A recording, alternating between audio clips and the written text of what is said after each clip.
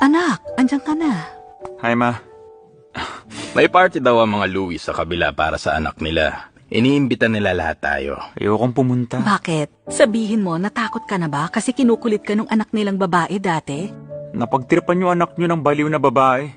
Ayos ba yun? Sobra ka. Pero iho, balita ko. Very talented daw talaga yung biological na anak nila. Nung pumunta ako sa school, naka 700 points daw sa exam yung bata. Ibang klaseng bata yon. Baka yung party para siguro i-celebrate siya. Pupunta na ako. Sige. Akala ko ba ayaw mong pumunta kanina? Ano? Sigurado ka na? Alam mo, pansin ko ang dalas ng pag-uwi ni Ethan. Akala ko nung una kasi namimiss niya tayo. Yun pala, madalas inaatid yung dalaga sa kapitbahay. Yun ang tunay na rason. Hindi pala tayo. Totoo ba yun, anak? Ikaw tsaka yung dalaga ng mga Louis? Akala ko pupunta kayo sa party. Magbibihis lang ako.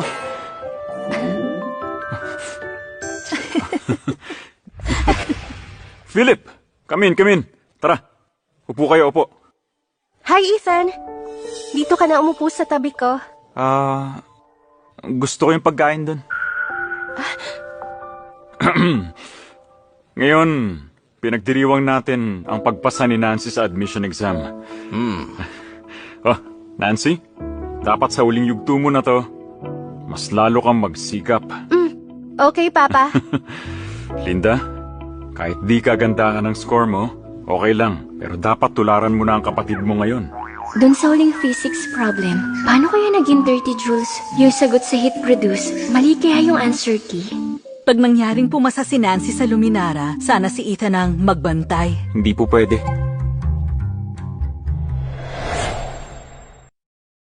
Kung pumasa man siya, paano ko siya babantayan? Hindi kami magka-department. Pasensya na po kayo. Ikaw talagang bata ka. Sige, cheers. Sige. Ethan, hindi ka na namin naabalahin. Adiskarte na si Nancy. Kwentuhan mo lang siya tungkol sa school. Bigyan mo lang ng konting tips. Mabilis ang pace sa Luminara. Sobrang busy si Ethan. Kung may kailangan si Nancy, pwede niya kaming lapitan. Tama siya, Robert. Pagdating sa mga bata, labas na tayo doon. Oo nga. Sige, kaya na tayo. Ganito ba kahirap para makapasok sa top school? Kailangan pumasa sa sariling sikap. Hindi dahil sa building donation. At hindi madaling makaalis. At para magka-info sa isang school, dapat magtanong sa anak mayaman. Sorry po. Nananadya tong babaeng to. Talagang papahayain pa ako sa harapan ni Ethan. Linda!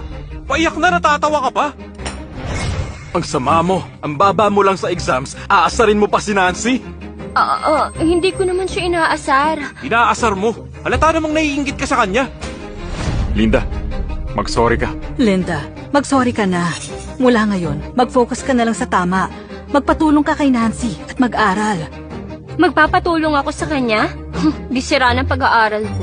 Huwag kang ang ganyan. Alam mo ang galing mo. Mr. Lewis, sa pagkakaalam ko, mataas ang grades ni Linda. Ethan, mataas ang grades ni Linda? Naloko ka ba niya? Balay sir, alam niyo ba nakuha niyang score? Ilan nga ba?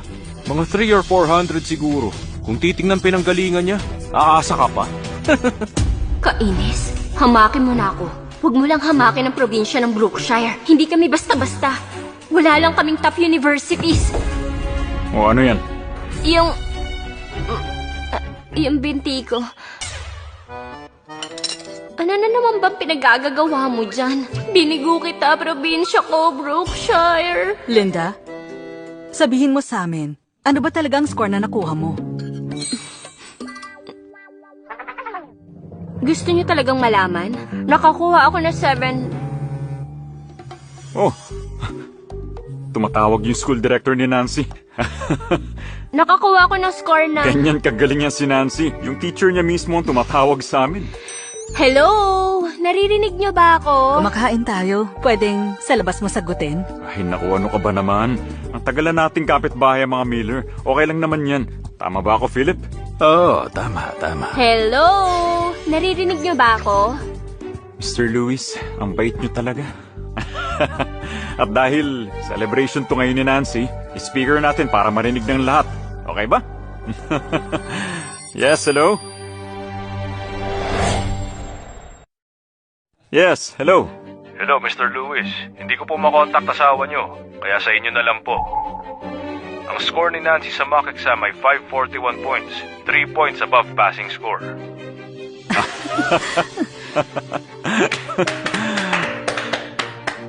Nako, sir. Good news talaga yan. Diyos ko, sa tono mo, akala ko bumagsak si Nancy. Actually, may gusto sana akong itanong sa inyo. Nabanggit ni Nancy na malayong kamag-anak niyo raw si Linda Walker at dyan daw siya nakatira sa inyo ngayon. Gusto ko lang i-confirm para maintindihan ang sitwasyon niya. Ano kayang problema na naman kay Linda? Pamangkin ng Tax Bureau Director tong school director. Hindi ko pwedeng banggain. Bale, kinuha namin siya galing probinsya. May ugali lang yung bata. Sir, kung may nagawa siyang hindi maganda, sabihin niyo lang sa akin. Akong bahala. Bakit po? Hindi ba kayo close sa bata? Kasi malayong kamag-anak siya, kaya hindi lumaki sa pamilya namin. Grabe kung pag-usapan siya ng mga Lewis. Pero wala lang sa kanya lahat. Wala po ba kayong alam sa sitwasyon nung bata? Nung nag-register si Linda, sabi ni Nancy poor academic performance at behavior siya. Pero ang nakuhang score ni Linda ay 790. Highest scorer.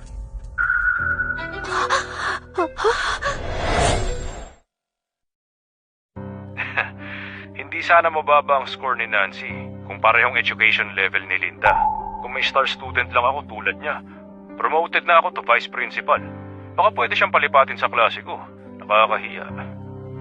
Paano nangyari yun? Si Nancy dapat disiplinahin niyo. Kung hindi niya siniraan si Linda, vice principal na sana ako. Wala na. Sira lahat. Nag-invest ako sa 3 anak ko. Ginastusan para lang gumanda ang connection sa Tax Bureau. Nasayang lahat. Ayaw namin makaabala sa usapang pamilya. Mauna na kami, ha? Ma, hindi pa tayo tapos kumain.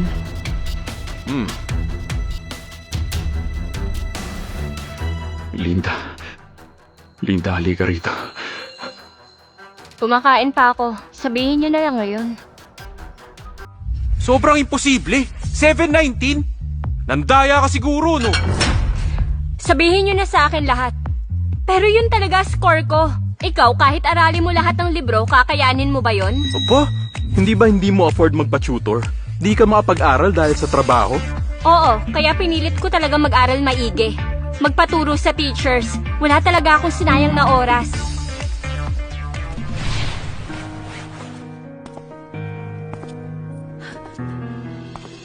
Sorry, Linda. Ang galing-galing mo pala. Ginagaya ko lang yung iba. Kaya kumpara sa iba, wala talaga akong sinabi.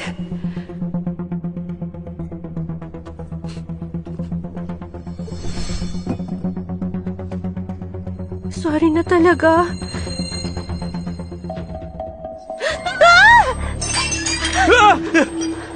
Aray! Mukha ako! Kuya Joseph! Davey ako na! Mukha ako! Paano na? Tanungin mo yung kapatid mo. Di ba siya yung may pakana ng lahat? Kuya Joseph, sorry! Kasalanan ko to! Hindi, okay lang. Tama. Hindi mo kasalanan. Kasalanan mo.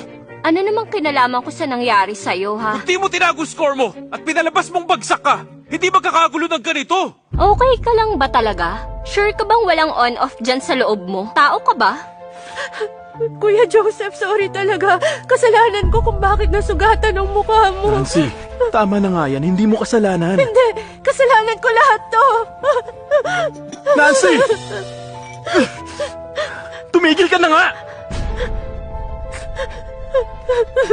I'm sorry. I'm sorry.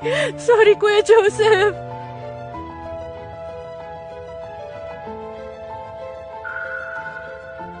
Pag yung college entrance exam, may essay na introduce a good drama to a foreign friend, sigurado ako maganda ang entry ko.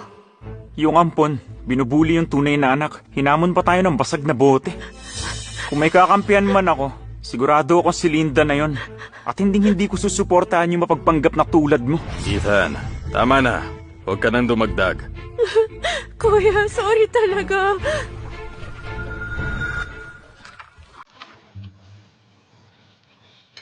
Anak, kapit lang.